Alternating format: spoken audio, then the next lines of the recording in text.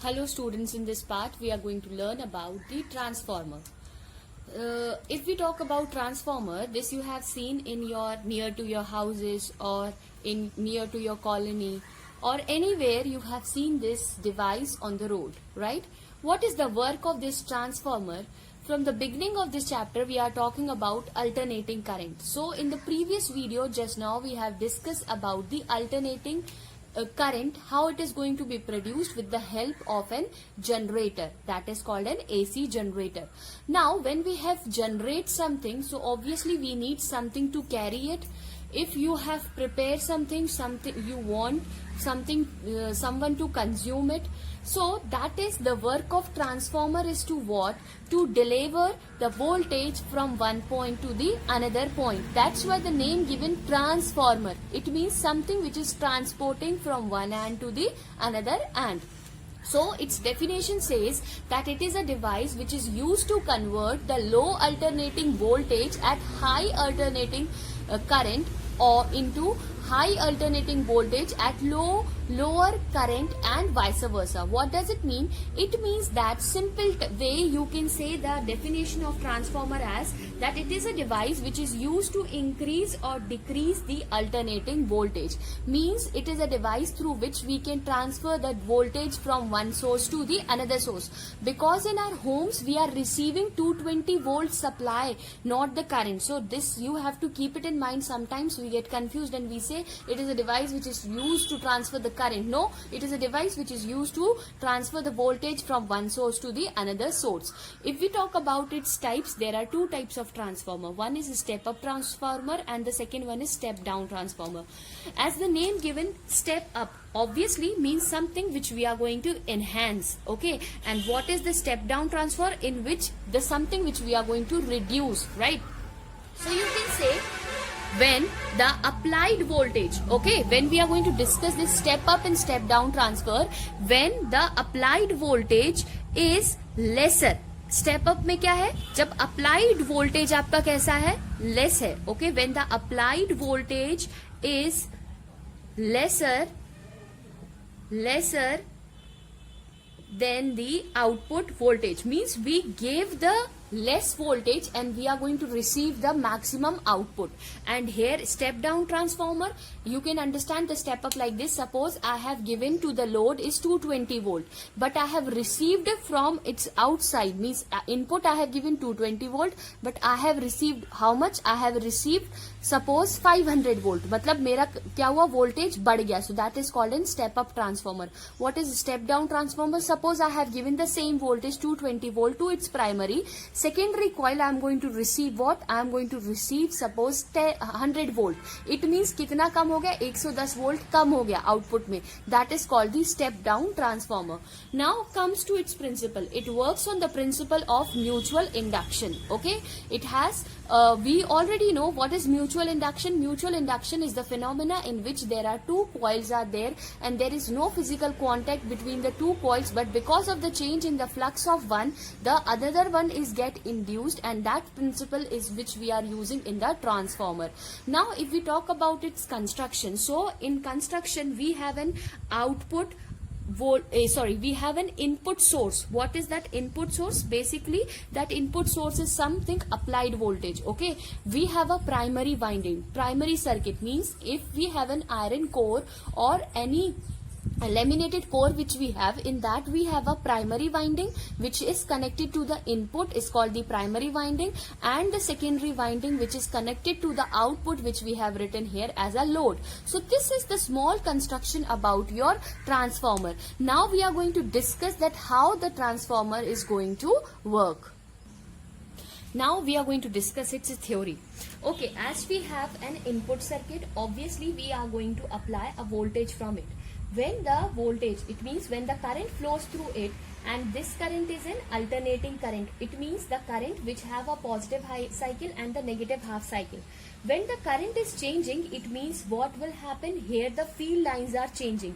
When the field lines are changing, it means it will have a magnetic flux which got changed. When the magnetic flux got changed, it will produce an electromagnetic induction, or we can say it will produce an electromagnetic voltage, or we can say that it is producing an same amount of voltage in the secondary coil. This is what we have a primary coil, and this is what we have in the secondary coil. When the alternating current flows through it, what will happen? When the current which is flowed due to an alternating current, so what will happen, that alternating current is produces or changes the magnetic field lines, and that will produce a magnetic flux which is linked with the coil. Okay, and this magnetic flux will induce an EMF in the secondary coil, whatever we have applied in an input circuit. So it means whatever we have given to this circuit is the same amount of, we are going to find that it will get induced in the secondary circuit as well. And this is how we have seen that is the transformer works. So according to Faraday's law, what the Faraday's law says, that the change induced EMF is directly proportional to the flux linked with the coil. Means the rate of change of flux is directly proportional to an induced EMF. So here we can see that the flux got changed because of its primary coil, because this is my primary coil and this is got secondary. Primary में जितना change हो रहा है उसी के change के कारण हमारे secondary में क्या हो रहा है, flux produce हो रहा है. So we can say change this I am representing with EP. EP is equals to minus of N of P. That means why I am writing this N, because this is representing the number of turns in the primary coil which is linked, that is d phi by dt. Now similarly, if we see that the induced EMF in the secondary coil, how much EMF is get induced in the secondary coil? Obviously जितना की primary में होगा उतना ही secondary में induced होगा. So I can say that is ES is equals to minus of NS d phi by dt. I can say this, right, that this will be the case. So let it be my equation 1 and this will be my equation 2. So from equation 1 and 2, what we are going to get? Now we have these two equations. So we are going to divide equation 1 with equation 2. Dividing equation 2 by 1, we get that is ES, or we can say simply ES upon EP is equals to, we will have this is as NS upon N of P. So we can say that is that here, if you will see, when I am going to substitute the value, obviously this d phi by T will get cancelled. So we know where NS upon NP is equals to K. This is very important, which is called a transformer, or we can say a transformation ratio. This is called a transformation ratio, or we can say the turns ratio.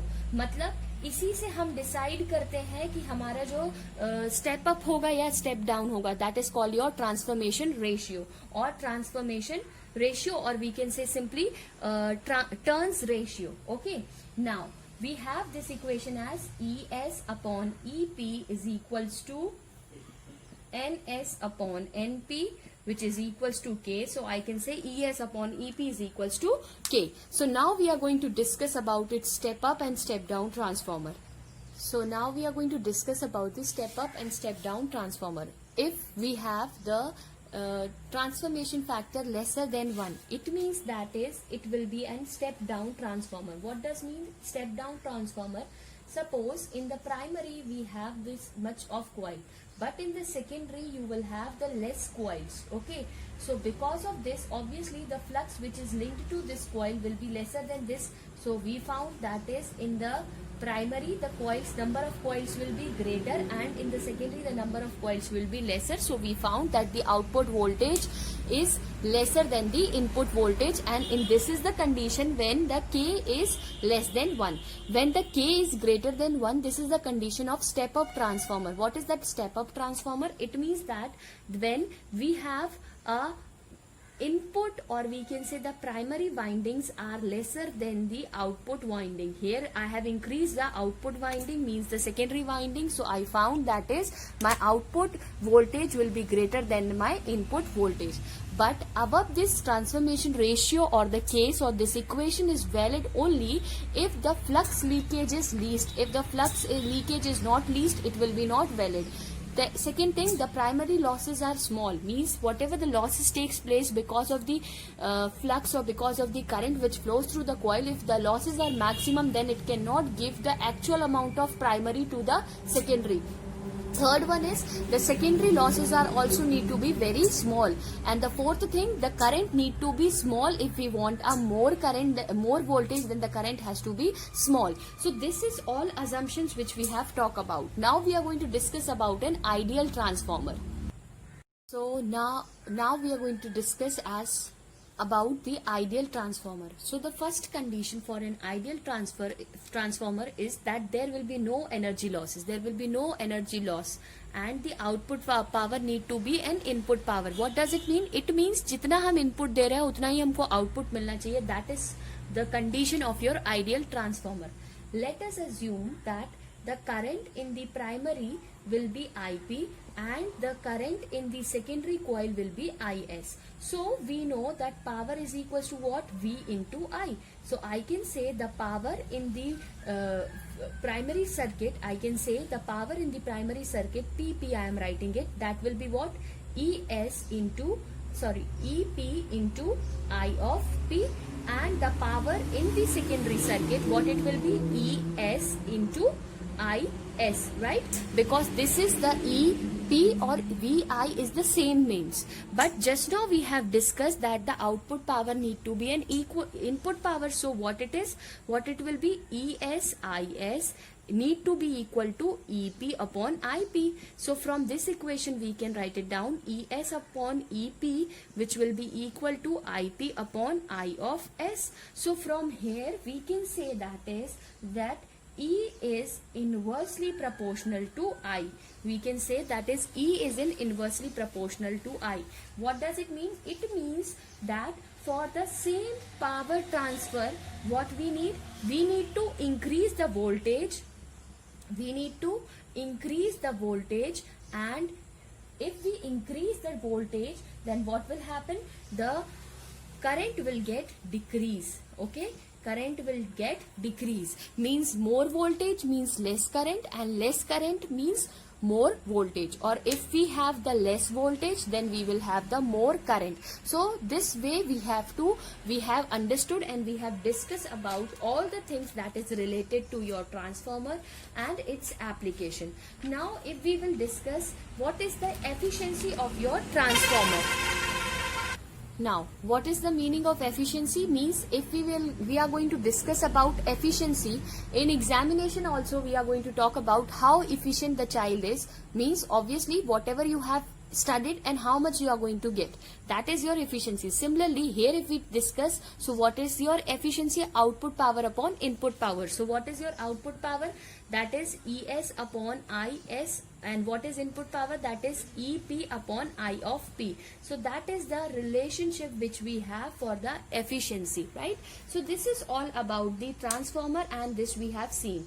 Now for any ideal transformer, what will be case? It will be the case that its efficiency will be 100. That its efficiency will be 100%. For an ideal transformer, its efficiency will be 100%. Okay, and normally if we talk about the transformer efficiency is vary from the 90 to 99%, but there will be no 100% efficient transformer. But normally in practically we have the efficiency of the transformer from 90 to 99%. Okay. Now we are going to discuss about the losses, energy losses in the transformer. The first losses which takes place in the transformer is your copper loss.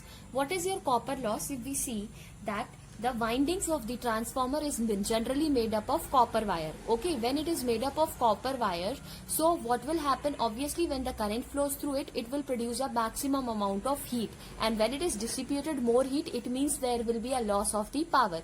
This loss can be reduced by using a thick copper wire, so we can say the maximum current can flow and the minimum amount of leakage will takes place. The second one is your flux leakage. Okay, now we are going to talking about the flux leakage. What is flux leakage?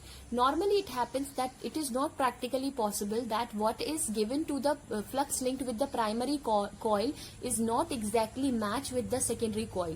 Means जितना भी flux primary coil के साथ है उतना ही same amount primary coil के साथ नहीं attach होता. Means there were some losses which takes place in a coupling between the primary and the secondary coil when the transfer of the flux will takes or the electromagnetic induction is taking place.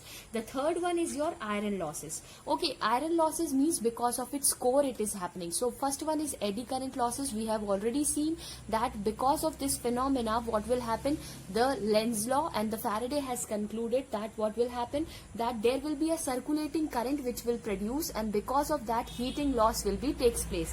This eddy current losses can be prevented by using an laminated iron core. Okay, if we are going to use a laminated core, so obviously that generation of the another amount or the circulating current will be stopped as using the laminated core.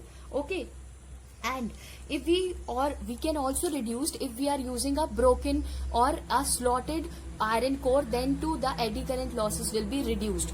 The third one is that is your hysteresis losses. What is hysteresis losses?